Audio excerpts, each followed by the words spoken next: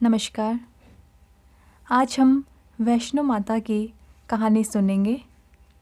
वैसे तो वैष्णो देवी माता की बहुत सी कहानियाँ प्रचलित हैं, लेकिन जो सबसे अधिक प्रचलित है वही मैं आज आपको सुनाऊंगी। तो आइए सुनते हैं। कटरा से कुछ दूरी पर स्थित हंसाली गांव में माँ वैष्णवी के परम भक्त श्रीधर रहते थे। वे निसंतान होने से दुखी रहते थे। एक दिन उन्होंने नवरात्रि पूजन के लिए कुंवारी कन्याओं को बुलवाया। माँ वैष्णो कन्या वेश में उन्हीं के बीच आ बैठी। पूजन के बाद सभी कन्याएं तो चली गई, पर माँ वैष्णो देवी वहीं रहीं और श्रीधर से बोली, सबको अपने घर भंडारे का निमंत्रण दे आओ। श्रीधर ने उस दिव्य कन्या की बात मान आसपास के गांव में भंडारे का संदेश पहुंचा दिया। वहां से लौटकर आते समय गुरु गोरखनाथ व उनके शिष्य बाबा भैरवनाथ जी के साथ दूसरे अन्य शिष्यों को भी भोजन का निमंत्रण दिया। भोजन का निमंत्रण पाकर सभी गांववासी अचंभित थे कि वह कौन सी कन्या है जो इतने सारे लोगों को भोजन करवाना चाहती है। इसके बाद श्रीधर के घर में अनेक गांववासी आकर भोजन करने के लिए जमा हुए। तब कन्या रूपी माँ वैष्णो देवी ने एक विचित्र पात्र से सभी को भोजन परोसना शुरू किया। भोजन परोसते हुए जब वह कन्या भैरवनाथ के पास गई तो उसने कहा कि मैं तो खीर पूड़ी की जगह मांस खाऊंगा और मदिरा पान करूंगा। तब कन्या रूपी माँ ने उसे समझाया कि यह ब्राह्मण के यहाँ का भोजन है, इसमें मांसाहार नहीं किया जाता। किंतु भैरवनाथ जानबूझकर अपनी बात पर अड़ा रहा।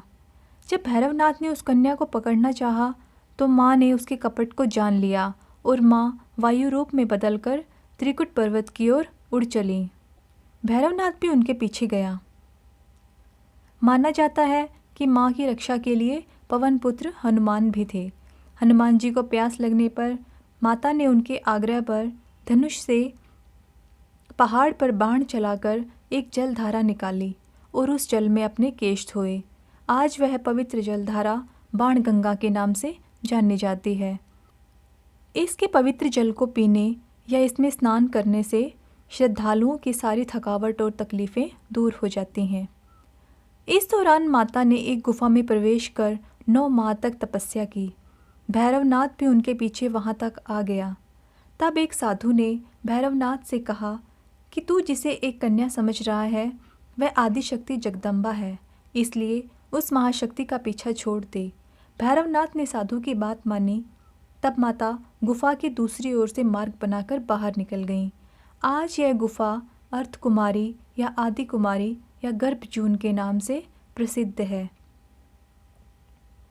अर्धकुमारी से पहले माता की चरण पादुका भी है। यह वह स्थान है जहाँ माता ने भागते भागते मुड़कर भैरवनाथ को देखा था। गुफा से बाहर निकलकर कन्या ने देवी का रूप धारण किया। माता ने भैरवनाथ को चेताया और वापस जाने को कहा, लेकिन वह नहीं माना। माता गुफा के भीतर चली गई। तब माता की रक्षा के लिए हनुमान जी गुफा के बाहर थे और उन्होंने भैरवनाथ से युद्ध किया। भैरव ने फिर भी हार नहीं मानी। जब वीर निढाल होने लगा तब माता वैष्णवी ने महाकाली का रूप लेकर भैरवनाथ का संहार कर दिया।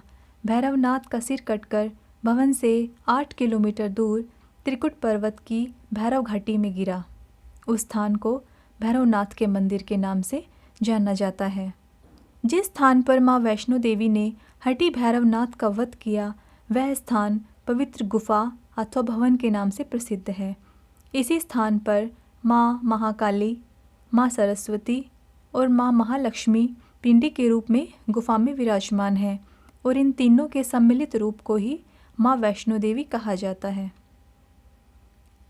कहा जाता है कि अपने वध के बाद भैरवनाथ को अपनी भूल का पश्चाताप हुआ और उसने माँ से क्षमा दान की भीख मांगी। माता वैष्णो देवी जानती थी कि उन पर हमला करने के पीछे भैरवनाथ की प्रमुख मंशा मोक्ष प्राप्ति की थी।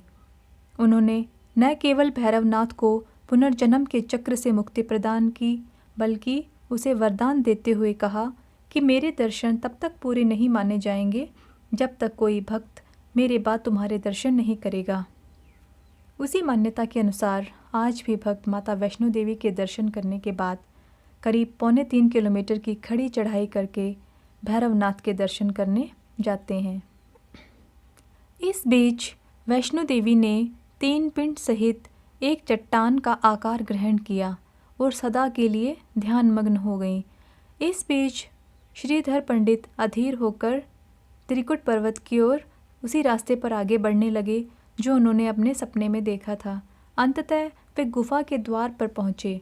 उन्होंने कई विधियों से पिंडों की पूजा की। देवी उनकी पूजा से प्रसन्न हुई।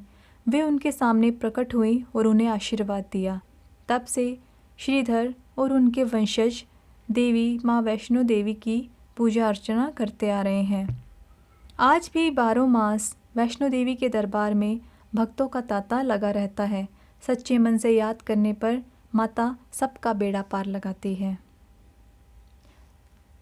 जय माता दी।